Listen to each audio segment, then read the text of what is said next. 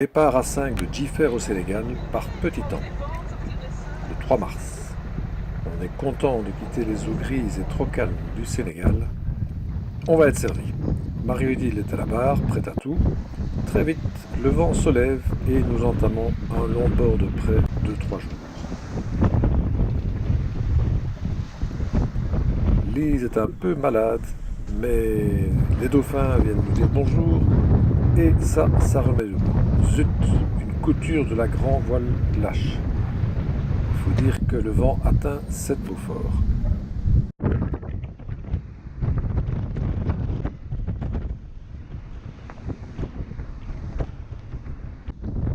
Après 2 jours, nous approchons de l'île de Boavista, qui nous offrira un abri juste suffisant, le temps de changer la grande voile.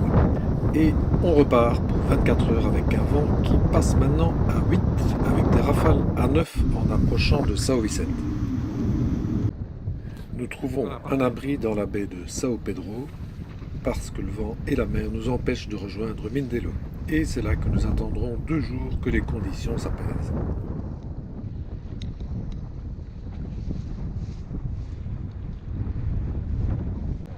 Finalement, nous arrivons à rejoindre le port et un grand ménage est possible pour rincer tout ce qui a été salé, car le bateau a pris l'eau par le puits à chêne. Alors ça sent.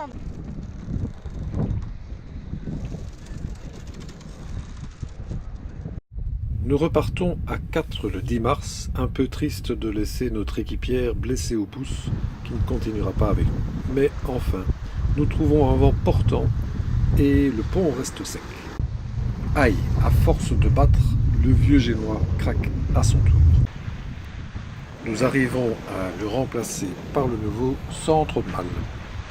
La vie est belle et le bateau file. Chaque nuit, les poissons volants pleuvent sur le pont. C'est Lise qui les prépare, jusqu'à ce que l'un d'eux lui atterrisse en pleine figure pendant la nuit, ce qui va la dégoûter pour de bon.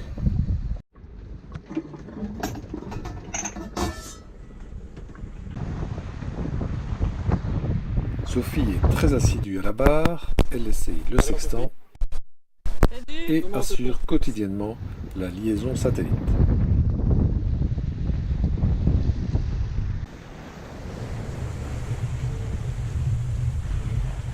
On arrivera même à envoyer le SPI 2 ou 3 fois.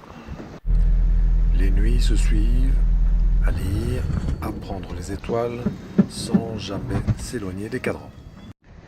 À partir de 45 degrés ouest, nous traversons de plus en plus de bancs sargasses. Ces algues qui semblent proliférer abritent en fait une petite population d'alevins, des minuscules poissons, dont certains ont déjà la forme de leur état adulte, comme par exemple des minuscules espadons avec un rostre. Bon. Le petit poisson deviendra grand. Hein, pour finir dans l'assiette.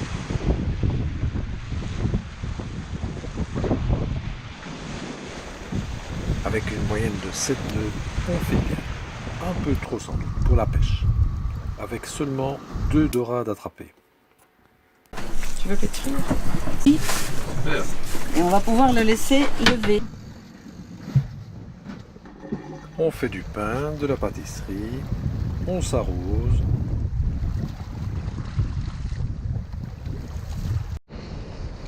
Les ciels deviennent magnifiques et changeants, avec de plus en plus de pluie.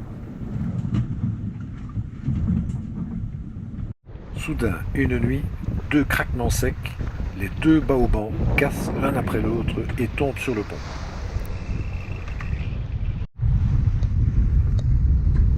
On rentre les voiles dardard, on démarre le moteur, je me fais hisser au mât pour tenter d'accrocher des cordages pour raidir le mât, avec des manilles, des poulies attachées sur les cadènes, tout ça renvoyé au cockpit.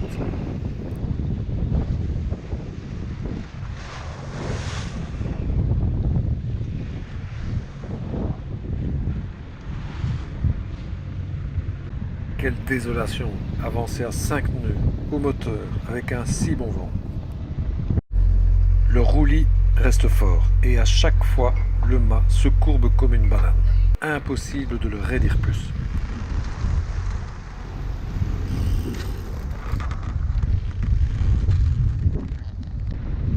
Après 4 longues journées et 4 nuits d'inquiétude, nous finissons par approcher la Martinique, sur laquelle nous avons mis le cap avec l'espoir que le trajet s'arrête au plus vite, car le roulis reste très fort. Enfin, nous arrivons dans les eaux calmes de la baie du Marin, le port rêvé pour réparer tous les bateaux endommagés, reposer tous les équipages fatigués. Et je dois dire qu'après 14 jours de mer, ça fait tellement de bien de s'offrir un petit punch, un bon resto français, de marcher dans la forêt tropicale, d'admirer les cascades d'eau douce qui coulent sans s'arrêter. Mon Dieu que c'est bon. Et voir la mer avec les 2 pieds sur terre, c'est vraiment très chouette.